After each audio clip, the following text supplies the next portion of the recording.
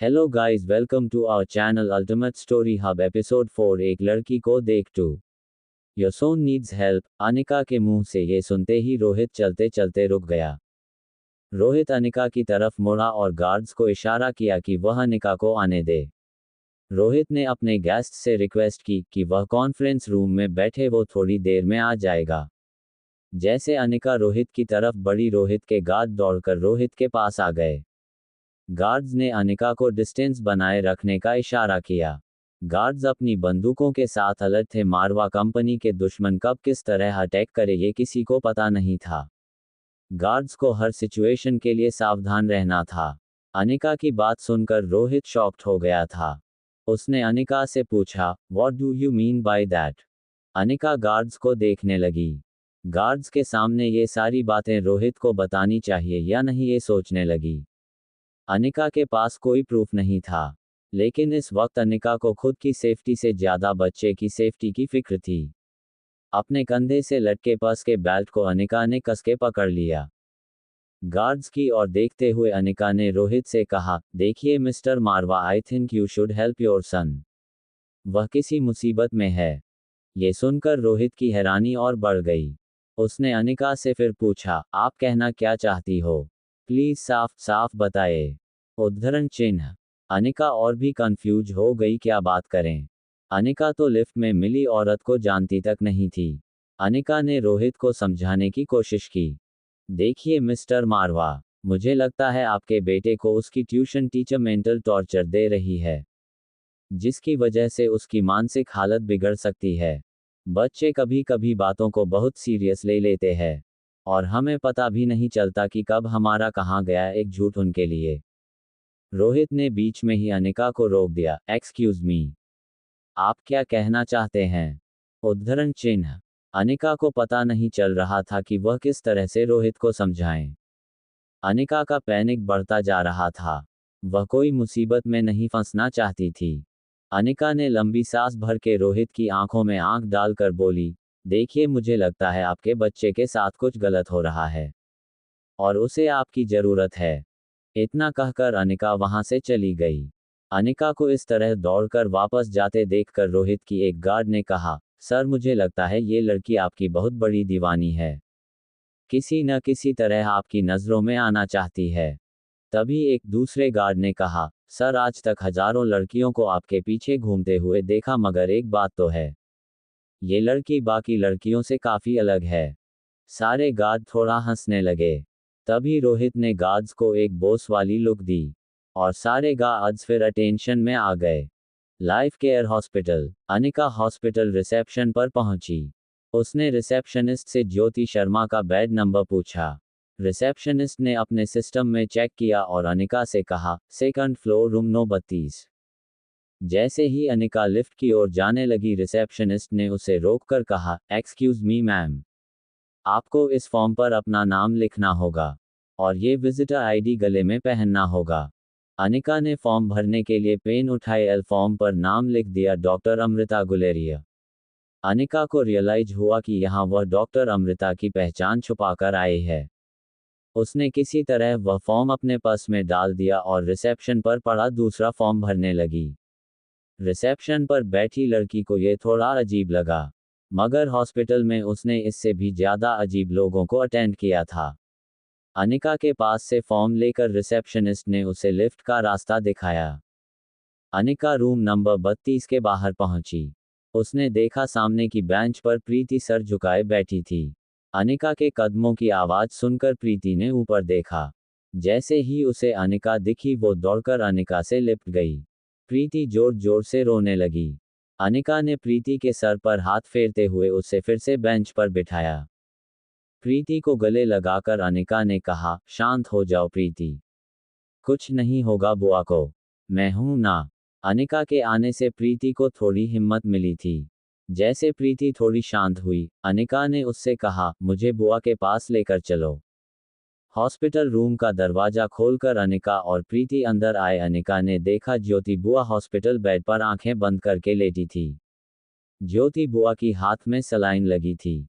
उनके सर में लंबे लंबे मॉनिटरिंग वायर लगे थे, जो एक मशीन से कनेक्टेड थे। अनिका ज्योति बुआ को पूरे 7 साल बाद देख रही थी, और वो भी इस हालत में। ज्योति बुआ का शरीर बिल्कुल निर्जीव पड़ा था। सिर्फ मशीन में होती हलचल से पता चलता कि पेशेंट सांस ले रहा है। अनिका को अचानक बुआ का चेहरा कुछ धुंधला लगने लगा। अनिका की आंखों में आंसू थे। प्रीति के सामने अनिका को हिम्मत दिखानी थी। वो जी मशीन के पास गई और रीडिंग चेक करने लगी। बुआ के बेड की बगल में उनकी केस फाइल रखी थी। अनिका ने फाइल की सारी रिपोर्ट्स एक के बाद के पढ़ना शुरू किया। रिपोर्ट्स पढ़ के अनिका समझ गई कि ऑपरेशन काफ़ी ट्रिकी था। दरअसल ट्यूमर ब्रेन के ऐसे हिस्से में था जिसे ऑपरेट करते वक्त ब्रेन के किसी और हिस्से को डैमेज होने के काफ़ी ज़्यादा चांसेस थे। ऐसे ऑपरेशन के लिए 4 से 5 एक्सपीरियंस सर्जन्स की ज़रूरत होती है। बेड की दूसरी तरफ प्रीति मुंह पर हाथ रखे अपना रोना दबा रही थी। प्रीति रिपोर्ट्स पढ़ रही अनिका के पास आकर बोली, डॉक्टर कहते हैं अगर ऑपरेशन नहीं किया तो मम्मी। आगे बोलने से पहले प्रीति के आंसू फिर बहने लगे। उसकी सिसकियां तेज होने लगीं। अनिका उसका हाथ पकड़कर उसे कमरे से बाहर ले गई। अनिका को इस वक्त इमोशंस से ज़्यादा ज्योति बुआ को बचाने में कंसंट्रेट करना था। उसने रोती हुई प्रीति से पूछा, इस हॉस्पिटल में डॉक्टर अग्रवाल काम करते हैं, क्या तुम उन्हें जानती हो? प्रीति अनिका को सुनकर चौंक गई। उसने कहा, हाँ दीदी, वो तो यहाँ के डीन है। क्या तुम उन्हें जानती हो? उद्धरण चिन्ह। अनिका ने बात बदलते हुए कहा, नहीं, वो बस मैंने उनका नाम सुना है। तुम मुझे उनके पास ले चलो। प्रीति अनिका को लेकर डॉक्टर अग्रवाल की ऑफिस की ओर चलने लगी। अनिका को रिपोर्ट्स देखकर इतना तो पता चल चुका था कि अगर और कोई सर्जन बुआ को ऑपरेट करेगा तो उनके बचने के चांसेस 20 से 30% होंगे, और अगर वो खुद ऑपरेट करेगी तो ज्योति बुआ के बचने के चांसेस 60 से 80% होंगे। जब अनिका और प्रीति ऑफिस पहुंचे तो डॉक्टर अग्रवाल अपनी केबिन से बाहर निकल रहे थे। प्रीति और अनिका को देखकर डॉक्टर अग्रवाल ने प्रीति से कहा, hello young lady, and who is this beautiful girl with you? Preeti ने डॉक्टर अग्रवाल और अनिका को इंट्रोड्यूस करवाया। दीदी, ये डॉक्टर अग्रवाल है। एंड डॉक्टर, ये अनिका दीदी है। ये मम्मी के बारे में आपसे बात करना चाहती है। डॉक्टर अग्रवाल का चेहरा थोड़ा सीरियस हो गया। उन्होंने अपने केबिन का दरवाजा खोला। प्रीति और अनिका को अंदर बैठने कहा। फिर एक वार्ड बॉय से लड़कियों के लिए काफ़ी लाने कहा। डॉक्टर अग्रवाल अपनी सीट पर बैठते हुए बोले, I don't want to give you girls false hopes, Mrs Sharma is critical. उनका इलाज करना मुश्किल है। ऐसी सिचुएशन में हमें उनकी सर्जरी करनी होगी। डॉक्टर अग्रवाल ने ज्योति बुआ के स्कैन रिपोर्ट्स टेबल पर रख दिए। फिर एक मार्कर से अनिका को प्रॉब्लम समझाने लगे, देखो, ट्यूमर को सर के इस हिस्से से निकालना होगा, लेकिन ये काम कोई भी सर्जन नहीं कर सकता। You need a bloody good surgeon to do this job because the position of the tumor is very tricky. Doctor Agarwal Anika की ओर देखकर समझाने लगे, जैसे तुम्हारी मॉडलिंग फील्ड में हर प्रोजेक्ट हर मॉडल नहीं कर सकती। खास प्रोजेक्ट्स के लिए खास मॉडल्स को चुना जाता है। वैसे ही ये ऑपरेशन डॉक्टर अमृता के अलावा अगर कोई करेगा तो रिस्की होगा। डॉक्टर अग्रवाल को ये नहीं पता था कि वो जिस लड़की को मॉडल समझकर बात कर रहे थे वो ही the famous neurosurgeon doctor Amrita थी। अनिका ने स्कैन रिपोर्ट्स ध्यान से देखे और नजरें रिपोर्ट्स पर रख के डॉक्टर अग्रवाल से पूछा, doctor, can I try? Doctor Agarwal को कुछ समझ नहीं आया। उन्होंने कंफ्यूज्ड चेहरे से अनिका को पूछा, I am sorry young lady, can you please come again? Anika scan report पर अपनी उंगलियां घुमाने लगी। वो डॉक्टर अग्रवाल से कुछ कहने ही वाली थी, तभी केबिन का दरवाजा खोलकर कामिनी और मनीषा गुलेरिया अंदर आए। मनीषा ने अनिका को देखते ही डांट दिया, अनिका, ये क्या तरीका है? बिना अपॉइंटमेंट के डॉक्टर अग्रवाल से कोई नहीं मिल सकता। पता नहीं है क्या तुम्हें? कब मैनर्स सीखोगी? डॉक्टर अग्रवाल को मनीषा की बात बिल्कुल अच्छी नहीं लगी। उन्होंने मुस्कुराते हुए अनिका की तरफ देखा और कहा, कोई बात नहीं, beautiful young girls need no appointment to talk to me. Anita की तारीफ अब कामिनी के बर्दाश्त के बाहर हो रही थी। डॉक्टर अग्रवाल के लिए अपने गुस्से को कामिनी ने किसी तरह दबाया। डॉक्टर अग्रवाल चलकर कामिनी के पास आए। उन्होंने कामिनी की पीठ थपथपाकर अनिका से कहा, देखो अनिका, कामिनी हमारी सेकंड ईयर की स्टूडेंट है। She is a bright student. उसने मिसेस ज्योति शर्मा की रिपोर्ट इंडिया की बेस्ट न्यूरोसर्जन डॉक्टर अमृता को मेल की है और रिक्वेस्ट की है कि वह खुद आकर तुम्हारी ज्योति बुआ का ऑपरेशन करें। ये बात सुनकर अनिका अपना फोन चेक करने लगी। कामिनी ने ना ही उसे कोई मेल किया था, ना तो कोई रिक्वेस्ट की थी। मनीषा गुलेरिया कामिनी के सर पर हाथ रखकर डॉक्टर अग्रवाल से कहने लगी, डॉक्टर साहब, कामिनी बहुत ही इमोशनल है, अपनी बुआ से बहुत ज्यादा अटैच है। डॉक्टर अग्रवाल अपनी चेयर पर वापस बैठे और कामिनी से पूछा, कामिनी, डॉक्टर अमृता ने कोई जवाब दिया?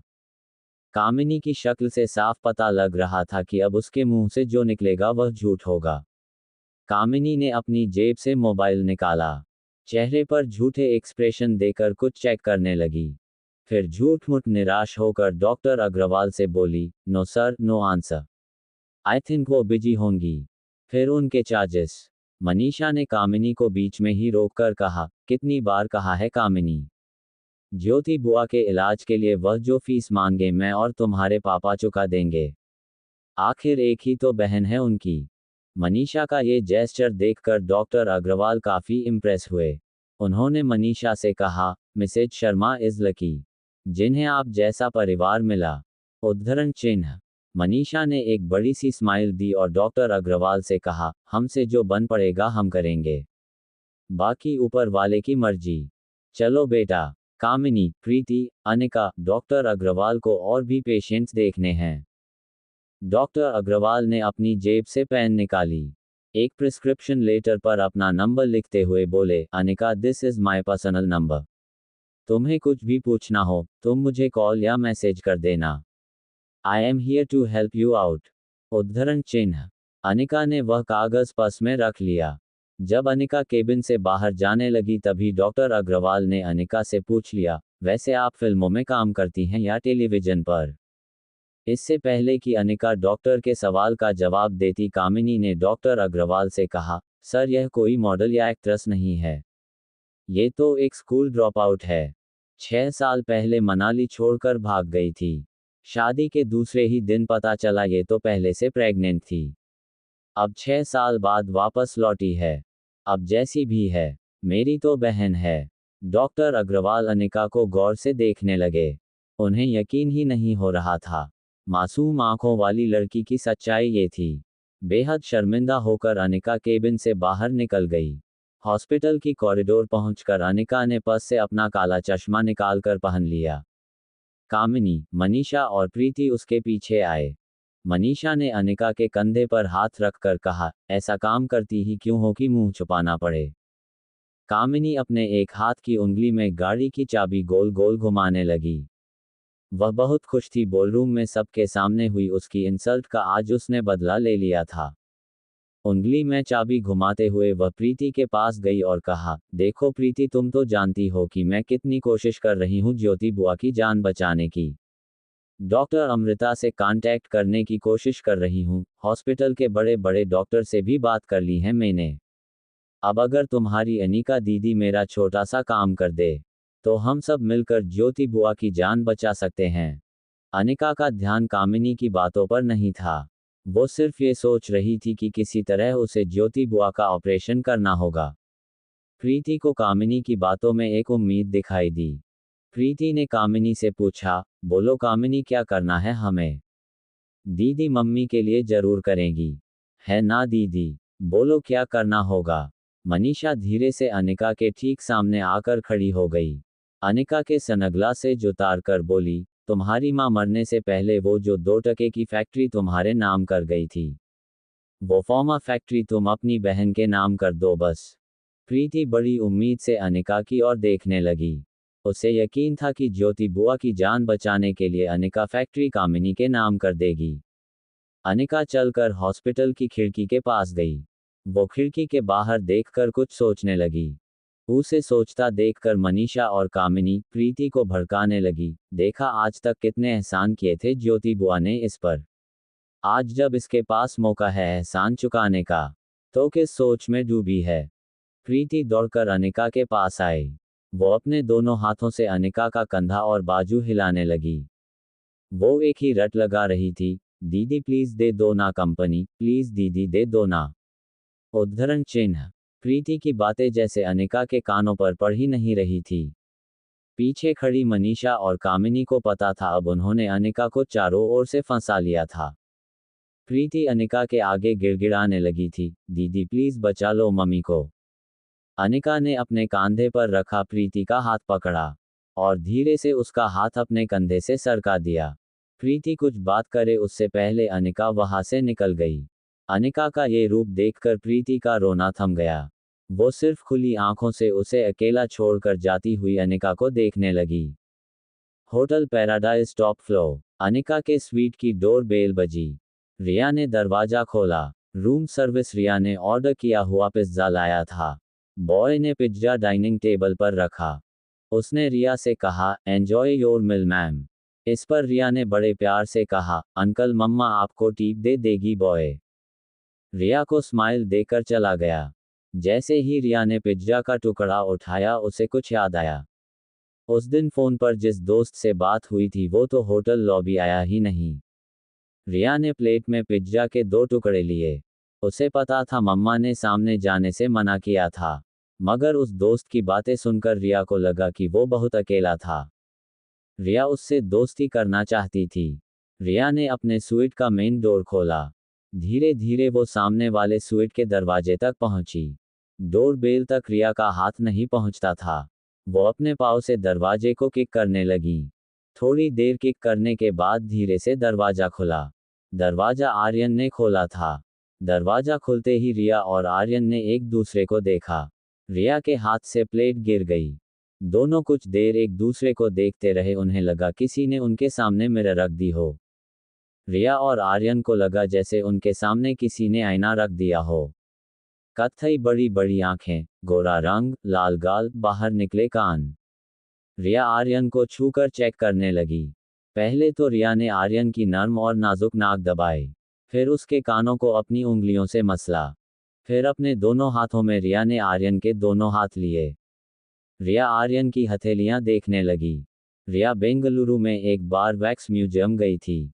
उसे ऐसा ही लग रहा था जैसे आर्यन रिया का मोम से बनाया हुआ पुतला था। आर्यन पलकें झपकाए बिना रिया को देखे जा रहा था। आर्यन ने काफी फिल्में देखी थी जिसमें हीरो का कोई हमशक्ल होता है, मगर असल जिंदगी में ऐसा कुछ हो सकता है यह उसकी समझ के परे था। जो हो रहा था वो रिया और आर्यन दोनों की समझ के बाहर था। अचानक पीछे से सनी की आवाज आए, अब तुम सब देखना नेक्स्ट गेम में मैं तुम्हारी कैसी हालत करता हूं। मेरे पास एक ऐसी जादुई चाबी आई है जिससे मैं कुछ ही दिनों में वर्ल्ड चैंपियनशिप जीत लूंगा। सनी की आवाज सुनते ही रिया ने आर्यन का एक हाथ पकड़ा और उसे कॉरिडोर से होते हुए स्टेयरकेस पर ले गई। 24th फ्लोर का स्टेयरकेस अक्सर कोई इस्तेमाल नहीं करता था। रिया नहीं चाहती थी कि कोई उन दोनों को एक साथ देखें, क्योंकि सबसे पहले रिया खुद जानना चाहती थी कि आर्यन कौन है और यह कैसे हो सकता है कि उन दोनों की शक्ल एक जैसी हो। दोनों बच्चे एक दूसरे का हाथ पकड़े सीढ़ियों पर बैठ गए। कम से कम 5 मिनट तक दोनों बिना कुछ बोले एक दूसरे को देखते रहे। होटल लॉबी में बज रहा म्यूजिक दोनों बच्चों के कानों पर पड़ रहा था, मगर दोनों की आंखों में सिर्फ एक ही सवाल था, ये कैसे हो सकता है। रिया ने चुप्पी तोड़ी और धीरे से आर्यन को पूछा, क्या तुम मेरे क्लोन हो। आर्यन को यह सवाल कुछ समझ नहीं आया। उसने उल्टा रिया से सवाल किया, क्लोन वो क्या होता है। रिया ने आर्यन के पाँव पर चपक लगाते हुए कहा, अरे तुम्हें क्लोन का मतलब नहीं पाता। साइंटिस्ट एक ह्यूमन की सारी क्वालिटीज जब कंप्यूटर में डालकर वैसा ही दूसरा ह्यूमन तैयार करते हैं तो वो दूसरा ह्यूमन पहले ह्यूमन का क्लोन होता है। आर्यन के चेहरे पर साफ दिख रहा था कि वह रिया की बात बिल्कुल नहीं समझ पाया। रिया और आर्यन भले ही एक दूसरे के हमशक्ल थे लेकिन दोनों की पर्सनैलिटी में बहुत फर्क था। रिया अपनी उम्र के बच्चों से काफी ज्यादा तेज थी और आर्यन अपनी उम्र के बच्चों से थोड़ा कम तेज था। आर्यन ने अपनी नाक खुजाते हुए रिया से पूछा, तो क्या मैं तुम्हारा क्लोन हूँ। इस बात पर रिया खड़ी हो गई। स्टेयरकेज की रेलिंग पकड़कर पाँव पटकते हुए कुछ सोचने लगी। कुछ देर सोचने के बाद रिया ने अपना फैसला आर्यन को सुना दिया। नहीं, तुम मेरे क्लोन नहीं हो सकते, क्योंकि my quality is that I am very smart and sorry to say but you are not. So तुम मेरे क्लोन नहीं हो सकते। फिर हम एक जैसे क्यों हैं? अभी दोनों बच्चे सोच ही रहे थे तब स्टेयरकेस पर किसी के आने की आवाज आई। रिया ने आर्यन का हाथ पकड़ा और उसे ऊपर टेरेस की ओर ले गई। अनिका हॉस्पिटल से टैक्सी में वापस आ रही थी।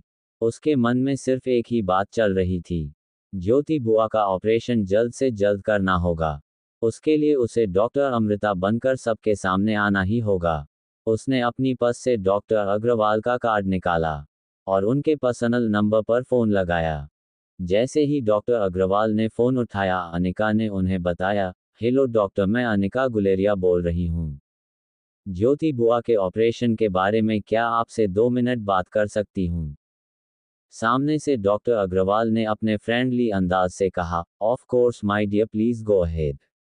अनिका ने बड़ी कॉन्फिडेंटली डॉक्टर अग्रवाल से कहा, डॉक्टर, ज्योति बुआ के ऑपरेशन की तैयारियां कीजिए। कल डॉक्टर अमृता उन्हें ऑपरेट करने आ रही हैं। ये बात सुनकर डॉक्टर अग्रवाल थोड़े हैरान हो गए। उन्हें लगा कि शायद बुआ के इलाज के लिए परेशान होकर अनिका ओवर कॉन्फिडेंस में यह बात कह रही है। डॉक्टर अग्रवाल ने अनिका को समझाया, देखो अनिका, मैं तुम्हारे इमोशन समझ सकता हूँ, लेकिन डॉक्टर अमृता सिर्फ इंडिया की ही नहीं बल्कि दुनिया की बेस्ट न्यूरोसर्जन में से एक है। उनकी अपॉइंटमेंट मिलना इतना आसान नहीं है। मैं खुद एक डॉक्टर हूँ, मैंने खुद कितनी बार चाहा है कि वह आकर हमारे हॉस्पिटल में कोई सर्जरी परफॉर्म करें, ताकि हमारे मेडिकल स्टूडेंट्स को भी उनसे कुछ सीखने का मौका मिले। मगर इतने सालों में मैं आज तक उन्हें बुला नहीं पाया। डॉक्टर अग्रवाल आगे कुछ कहे उससे पहले अनीता ने उनकी बात काट दी। डॉक्टर, प्लीज डोंट वरी, मैं उन्हें मेल कर दूंगी। आई एम श्योर वो मान जाएंगी। डॉक्टर अमृता कल आपके हॉस्पिटल आ रही हैं। ज्योति बुआ का ऑपरेशन कल ही होगा। कुछ ही देर में आपको उनकी ओर से एक कंफर्मेशन ईमेल भी आ जाएगा। डॉक्टर अग्रवाल ने अनिका के साथ ज्यादा आर्ग्यू ना करते हुए कहा, ठीक है, फिर उनका मेल आते ही मैं सारी तैयारियां शुरू कर दूंगा, डोंट वरी। फोन काटते ही अनिका ने एक कंफर्मेशन मेल टाइप किया और डॉक्टर अमृता वाले अकाउंट से डॉक्टर अग्रवाल को भेज दिया। होटल पैराडाइसल, आर्यन और रिया टेरेस के वाटर टैंक के नीचे जाकर छुप गए थे। वहां से उन्हें कोई नहीं देख पाता। अभी टैंक के नीचे दोनों बैठे ही थे कि आर्यन ने रिया से पूछा, हम दोनों इस तरह छुप क्यों रहे हैं? इस सवाल पर रिया ने अपना हाथ अपने सर पर मारकर कहा, स्टूपिड बॉय, गॉड ने हमें सुपर पावर दी है। हम ये किसी को बता देंगे तो पावर खत्म हो जाएगी। आर्यन रिया की बात पर हैरान होकर बोला, हमारे पास क्या सुपर पावर है? रिया ने आर्यन को घुटनों पर बैठने का इशारा किया और उसे समझाने लगी, देखो, अगर हम किसी को ये न बताए कि हम दो हैं, तो सोचो हम क्या नहीं कर सकते। हम एक साथ दो जगह पर प्रेजेंट हो सकते हैं। जैसे कोई जादूगर एक कप बोर्ड में जाएगा तो दूसरा केज में से निकलेगा। एग्जाम में लिखूंगी, मार्क्स तुम्हें मिलेंगे। आर्यन को रिया की बातें किसी फेरी टेल जैसी लग रही थी। उसने रिया से पूछा, क्या ये सब सचमुच हो सकता है? रिया ने आर्यन की पीठ थपथपाकर कहा, यस, ये सब कुछ हो सकता है। अगर तुम वह करो जो मैं कहती हूँ, तो बोलो, क्या तुम मेरा साथ दोगे? आर्यन रिया की बातों से इतना इम्प्रेस हो गया था कि उसने तुरंत रिया के हाथ में अपना हाथ दे दिया। रिया ने दूसरे हाथ से आर्यन को हाई फाई देकर कहा, we are a team now. ये बात सुनकर आर्यन के चेहरे की स्माइल थोड़ी कम हो गई। आर्यन ने धीमी आवाज में पूछा, can we be friends? Riya ने मुस्कुराकर आर्यन से कहा, of course we are friends. तभी रिया को इस बात का एहसास हुआ कि वह अपने नए दोस्त से काफी वक्त से बातें कर रही थी, मगर उसे उसका नाम तक नहीं पता। रिया ने अपना हाथ आगे बढ़ाते हुए आर्यन से कहा, हाय, आई एम रिया। तुम्हारा नाम क्या है? आर्यन ने हैंड्स शेक करते हुए कहा, आई एम आर्यन, आर्यन मारवा। रिया को अचानक कुछ याद आया। उसने आर्यन से पूछा, क्या तुम वही हो जिससे उस दिन मेरी इंटरकॉम पर बात हुई थी? आर्यन ने कहा, हाँ। रिया ने नाराज होकर आर्यन से पूछा, फिर तुम पिज्जा खाने क्यों नहीं आए? आर्या ने कहा, मैं आ रहा था, मगर रास्ते में पहली बार मुझे मेरी मॉम मिली, तो मैं उनके साथ पिज्जा खाने चला गया। ये बात सुनकर रिया स्प्रिंग की तरह उछल पड़ी। उसने खड़े होने की कोशिश की मगर वाटर टैंक सर पर लगी और वो फिर से बैठकर बोली, क्या बात कर रहे हो? उस दिन में भी अपने डैड से पहली बार मिली। जैसे ही रिया ने ये कहा दोनों बच्चे सारी बात समझ गए। रिया अपनी उंगली सिर पर थपथपाने लगी। फिर किसी बड़े जासूस की तरह बोली, इसका मतलब उस दिन तुम्हारे पापा मुझे आर्यन समझ रहे थे और मेरी मम्मी तुम्हें रिया समझ रही थी। दोनों बच्चे मुंह पर हाथ रखकर हंसने लगे। हंसते हंसते आर्यन ने कहा, इसका मतलब डैड सही कहते थे, मेरी कोई मॉम नहीं है। आर्यन के मुंह से ये बात निकलते ही दोनों बच्चे शांत हो गए। आर्यन ने अपना चेहरा अपने घुटनों पर रख कर रिया से रिक्वेस्ट की, क्या मैं आज रात रिया बनकर तुम्हारी मॉम के साथ रुक सकता हूँ? I miss my mom. कुछ ऐसी ही सिचुएशन रिया की भी थी। रिया अपने डैड को मिस करती थी। आर्यन का आइडिया रिया को बहुत पसंद आया। आर्यन और रिया घुटनों पर रेंगते हुए वाटर टैंक से बाहर आए। फिर रिया ने चारों ओर देखकर चेक कर लिया कहीं कोई उन्हें देख तो नहीं रहा। फिर आर्यन के कंधे पर हाथ रखकर सीढ़ियों की ओर जाते हुए बोली, ठीक है आज रात तुम रिया बनकर मम्मा के साथ रहो और मैं आर्यन बनकर तुम्हारे डैड के साथ रहूंगी। लेकिन ध्यान रहे उन्हें इस बात का पता नहीं चलना चाहिए, वरना हमारे सारे पावर्स चले जाएंगे। दोनों बड़े ही ध्यान से बिना आवाज किए सीढ़ियां उतरकर फिर से अपने स्वीट की ओर बढ़ने लगे।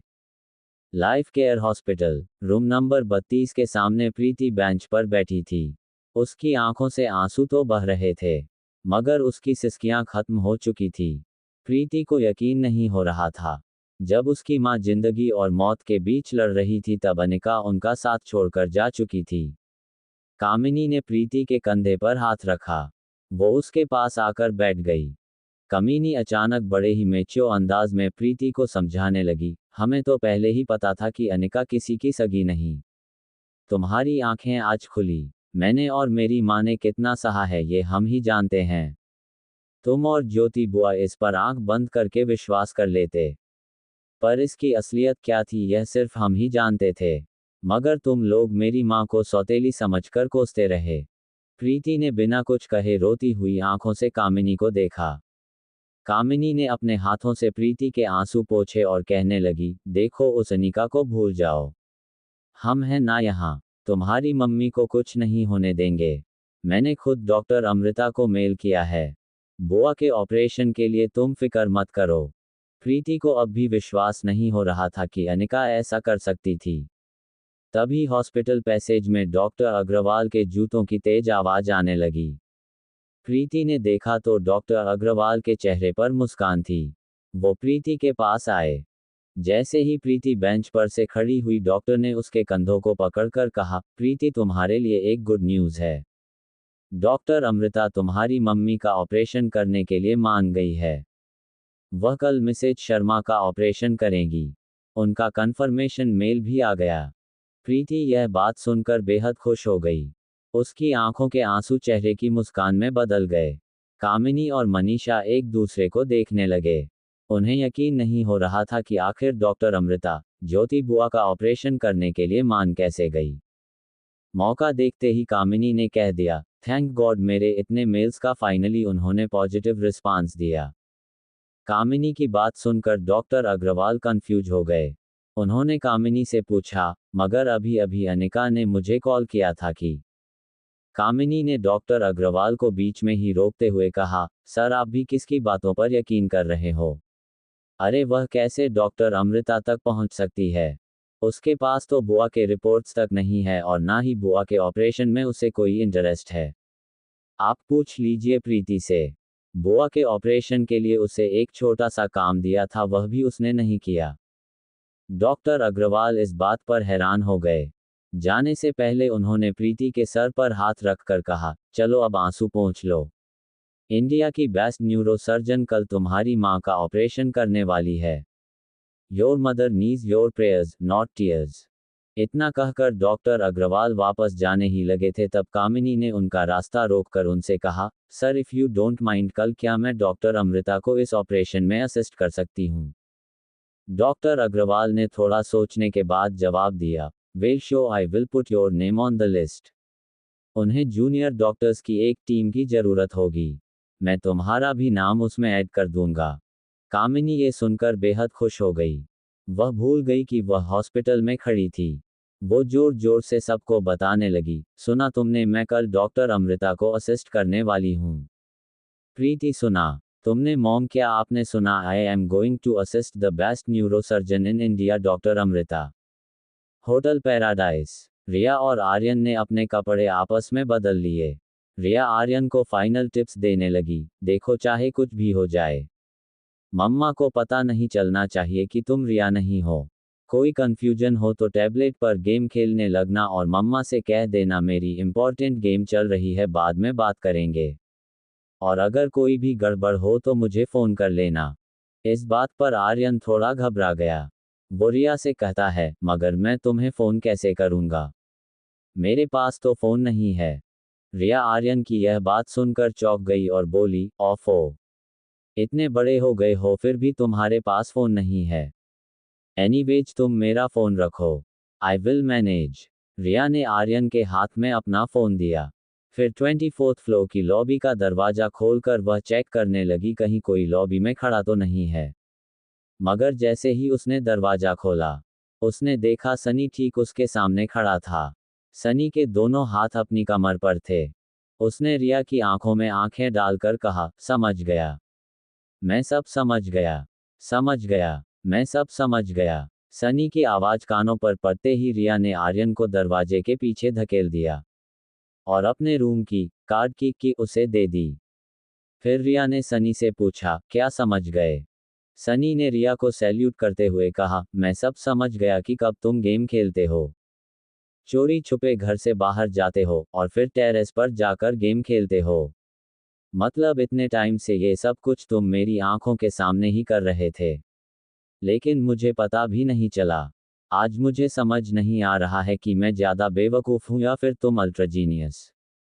तुम जानते हो कि मैं तुम्हारा चाचा भी हूँ और सबसे बड़ा फ़ैन भी, लेकिन इस वक्त मैं सिर्फ तुम्हारा चाचा हूँ।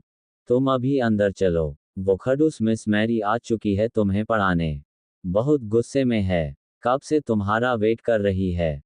सनी ने रिया का हाथ पकड़ लिया और उसे प्रेसिडेंशियल स्वीट 2401 में ले गया। अंदर जाते ही रिया ने देखा भले ही उसके प्रेसिडेंशियल स्वीट की बनावट एक जैसी ही थी मगर सजावट में बहुत फर्क था। हर चीज़ एक तरीके से रखी हुई थी। ऐसा लग रहा था जैसे रूम के फर्नीचर को भी डिसिप्लिन में रहने की वार्निंग दी गई थी। रिया को डाइनिंग टेबल पर सर पर हाथ रखी एक औरत दिखी। रिया को देखते ही वो गुस्से से चेयर पर से उठी और बेडरूम में चली गई। रिया ने सनी की ओर देखा। सनी खुद बहुत डर गया था। उसने धीरे से रिया के कानों के पास आकर कहा, तुम सिर्फ ये कह देना कि तुम्हें भैया ने नीचे बुलाया था, बाकी मैं संभाल लूंगा। ये कहते हुए सनी ने रिया को बेडरूम में छोड़ दिया और दरवाजा बंद कर लिया। मिस मैरी ने राइटिंग टेबल पर रखी रूलर उठा ली। फिर अपने गुस्से को काबू में कर लिया और अपने शांत अंदाज में रिया से कहा, बेवकूफ़ तो तुम हो ही, लेकिन अब बदतमीज भी हो गए। पिछले आधे घंटे से मैं तुम्हारा इंतजार कर रही थी और तुम आने के बाद सॉरी भी नहीं कहते। रोज रोज तुम्हें इस रूलर से पिटती हूँ ताकि तुम गलतियाँ ना करो, मगर तुम हो कि सुधरने का नाम ही नहीं लेते। कहते हैं बच्चे में या तो अपने पापा की क्वालिटी होती है या तो अपनी माँ की। तो तुम्हारे अंदर किसकी क्वालिटीज आई होंगी। अब ये तो सबको पता है कि तुम अपने पापा की तरह स्मार्ट और इंटेलिजेंट तो नहीं। तब तो जरूर तुम्हारी माँ बेवकूफ़ बदतमीज रही होंगी, तभी तुम इतने बेवकूफ़ हो और अब बदतमीज भी हो गए हो। तुम्हारी वजह से तुम्हारे दादा दादी ने तुम्हारे बाप को घर से निकाल दिया बेशरम। चलो ठीक है, फिर आज मैं तुम्हें ऐसा सबक सिखा दूंगी कि तुम्हें हमेशा याद रहेगा। ये बात सुनकर रिया को बहुत गुस्सा आया। एक तो रिया को पता चला कि यह टीचर बिना वजह रोज आर्यन को मारती थी, और दूसरा कि वो आर्यन की माँ को बिना वजह गाली दे रही थी। रिया मिस मैरी को एक करारा जवाब देने ही वाली थी, तब बेडरूम का दरवाजा खुलने की आवाज आई। रिया ने पीछे मुड़कर देखा तो उसके सामने रोहित मारवा खड़ा था। रोहित मारवा को देखकर रिया का सारा गुस्सा गायब हो गया। उसके चेहरे पर बिना उसे पता चले स्माइल आ गई। रोहित को देखते ही मानो रिया को पंख आ गए थे। वह किसी परी की तरह उड़ने लगी थी। बहुत जल्द रिया को इस बात का एहसास हुआ कि यह कोई सपना नहीं बल्कि हकीकत है। जैसे ही रोहित रिया के पास आने लगा, रिया ने एक प्यारी सी मुस्कान देकर रोहित से कहा, हाय डैड। रिया की यह मुस्कान देखकर रोहित सरप्राइज हो गया, क्योंकि आर्यन कभी इस तरह रोहित को ग्रीट नहीं करता था। रोहित ने मिस मैरी के हाथ में रूलर देखी। रोहित ने मिस मैरी से पूछा, टीचर मेरी सब कुछ ठीक है ना? आर्यन ठीक से पढ़ाई कर रहा है ना? मिस मैरी ने सिचुएशन देखते हुए एक अलग ही ड्रामा करना शुरू कर दिया। रूलर राइटिंग टेबल पर रख कर वही चेयर पर बैठ गई। लगभग रोती हुई आवाज में रोहित से कहने लगी, मिस्टर रोहित, मैं बहुत कोशिश कर चुकी हूं मगर आर्यन सुधरने का नाम ही नहीं लेता। ना होमवर्क करता है, ना मेरी कोई बात सुनता है, उसका आईक्यू लेवल किसी 2 साल के बच्चे से भी कम है। मैंने अपना सारा ध्यान इसे पढ़ाने में लगा दिया मगर रिजल्ट हमेशा 0 ही निकलता है। मैं आपसे कितनी बार कह चुकी हूं कि आपका बेटा स्पेशल केस है। इसे स्पेशल स्कूल में डाल दीजिए। आर्यन जैसे बच्चों को पढ़ाना हम जैसे साधारण टीचरों के बस की बात नहीं है। मेरी की यह बात सुनकर रोहित काफी निराश हो गया, मगर उसने अपने चेहरे पर अपनी उदासी आने नहीं दी। रोहित रिया के पास घुटनों पर बैठा, उसकी आंखों में आंखें डालकर देखने लगा। रोहित को इतना पास से देखकर रिया की मुस्कान और बड़ी हो गई। इतने पास से रोहित और भी ज्यादा हैंडसम लग रहा था। उसकी स्टबल दाढ़ी, पतले होंठ और होठों के नीचे एक तिल रिया की इमेजिनेशन में उसके डैड जैसे थे। उस डेफिनेशन में रोहित बिल्कुल परफेक्ट उतरता था। रिया का मन अभी रोहित को देखते हुए भरा नहीं था। तभी उसके कानों पर रोहित की आवाज पड़ी, आर्यन बेटा, तुम होमवर्क क्यों नहीं करते? मिस मैरी को कंप्लेन का मौका क्यों देते हो? रिया बिना कुछ बोले सिर्फ रोहित को देख रही थी। रोहित की बातों का क्या जवाब देना है ना तो ये रिया जानती थी और ना ही उसे इंटरेस्ट था। रिया को चुपचाप खड़ा देखकर मैरी ने अपनी झूठी कहानी और आगे बढ़ा दी। देखा मिस्टर रोहित मारवा, बस ऐसे ही कोई भी सवाल पूछो तो ऐसे ही एक्सप्रेशंस देता है आर्यन। ना तो खुद बात करता है, ना तो मेरी कोई बात समझता है। मैथ की एग्जाम के पहले ज्योग्राफी पढ़ता है और जियोग्राफी की एग्जाम के पहले हिस्ट्री।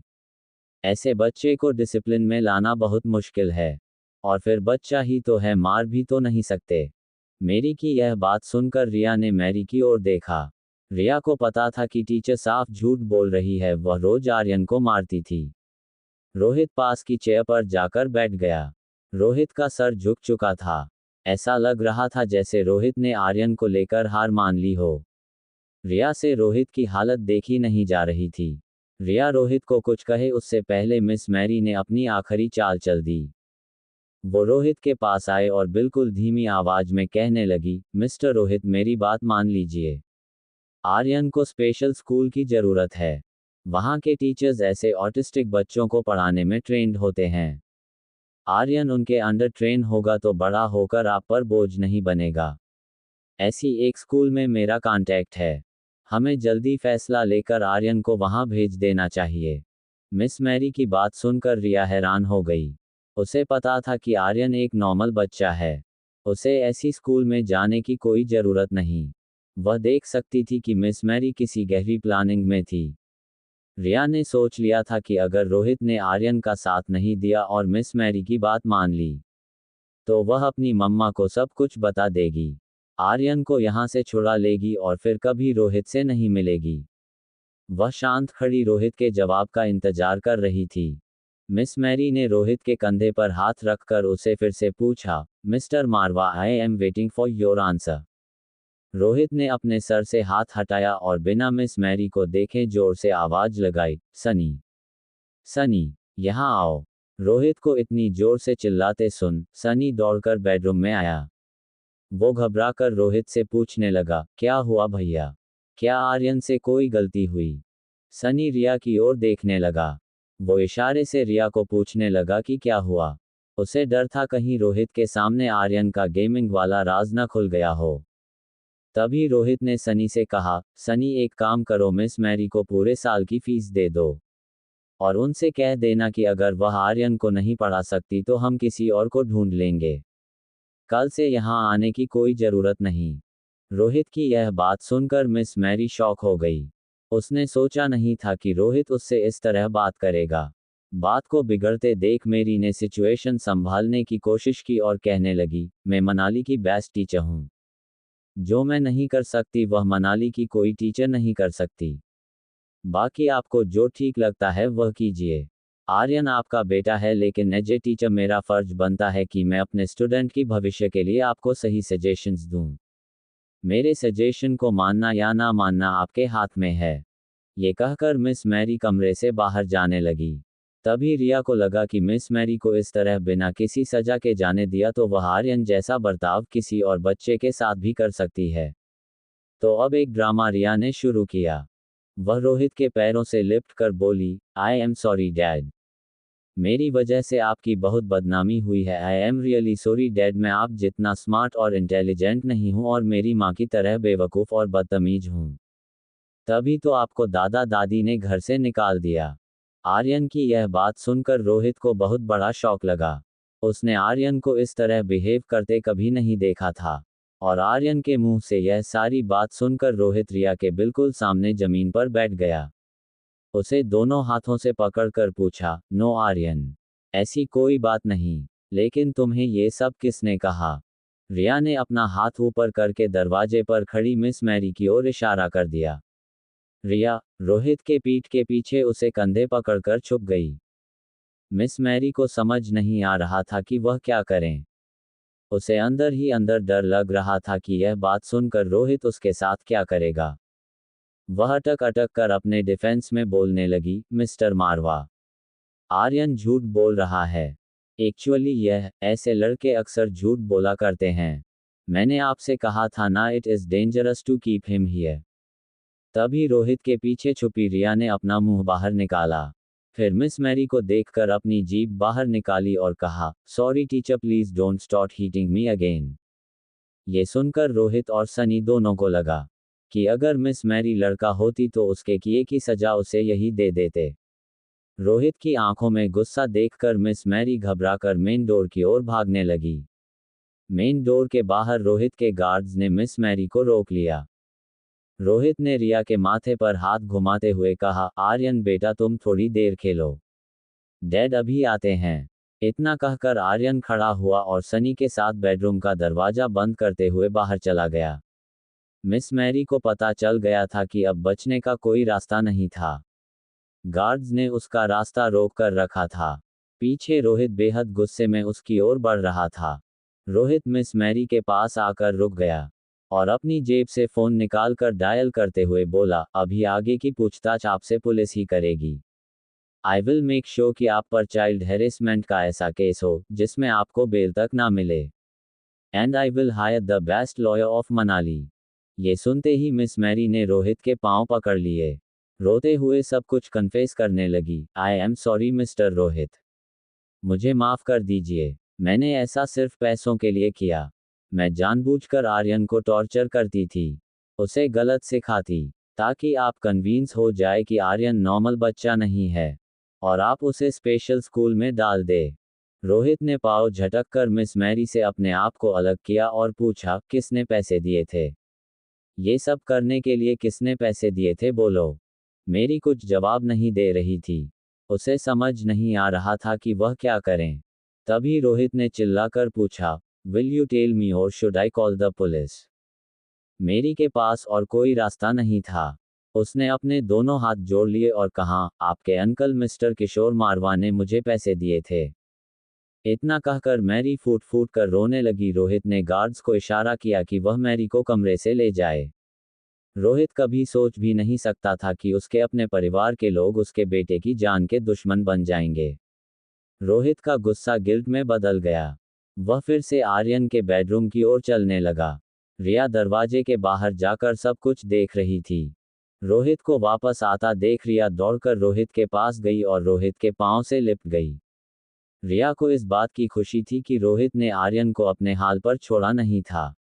इनफैक्ट वह तो आर्यन से बहुत प्यार करता था। रिया के सपनों के डैड की कल्पना में रोहित अब और भी ज्यादा फिट हो गया था। रोहित ने रिया को उठा लिया और बड़े प्यार से उसकी पीठ थपथपाकर कहने लगा, आई एम सॉरी बेटा। आज के बाद no more tuition and no more tuition teachers. आज के बाद तुम्हें मैं खुद पढ़ाऊंगा। ये सुनकर रिया की आंखें चौड़ी हो गई। उसे लगा कि उसका सारा खेल उल्टा हो गया। रोहित के पढ़ाने से कहीं आर्यन और बड़ी मुसीबत में ना फंस जाए। Presidential suite 2502। वहां अनिका जब स्वीट में आई, उसने देखा कि उसकी बेटी आज बिल्कुल शांत और समझदार बिहेव कर रही है। ना गेम खेल रही थी, ना जोर जोर से टीवी देख रही थी। वह नहीं जानती थी कि वह जिसे रिया समझ रही है वह दरअसल आर्यन है। आर्यन अनिका को देखकर इतना खुश हो गया था। उसकी नजरें अनिका से हट ही नहीं रही थी। अनिका बालकनी में जाती तो आर्यन उसके पीछे पीछे बालकनी में चला जाता। अनिका बेडरूम में जाती तो चुपचाप आर्यन भी उसके पीछे पीछे बेडरूम चला जाता। अनिका सोफा पर बैठकर ज्योति बुआ के ऑपरेशन के बारे में कुछ सोच रही थी। उसकी नज़र सामने बैठे आर्यन पर पड़ी। अनीता ने नोटिस किया कि आज फिर से रिया की आंखें सुस्त लग रही थी। उसने आर्यन को दोनों हाथों से पकड़ा और अपने नज़दीक खींचा और उसे गले लगा लिया। फिर उसकी पीठ पर थपथपाने लगी। आर्यन के लिए ये सब किसी सपने से कम नहीं था। अनिका के हक करते ही आर्यन को कब नींद आ गई उसे पता नहीं चला। अनिका ने नोटिस किया कि रिया नींद में है। उसने हल्की सुरीली आवाज में कहा, चलो मम्मा को भी नींद आ रही है। Let's have bath and sleep. Anika Aryan को उठाकर बाथरूम ले गई। अनिका ने बाथटब में पानी भरना शुरू किया। तभी आर्यन की नींद खुली और उसे इस बात का एहसास हुआ कि अगर अनिका ने उसे नहलाया तो अनिका को पता चल जाएगा कि वो रिया नहीं है। और फिर उसके और रिया के सुपर पावर्स चले जाएंगे। एपिसोड 5 देखने के लिए चैनल को सब्सक्राइब करें, लाइक और शेयर करें।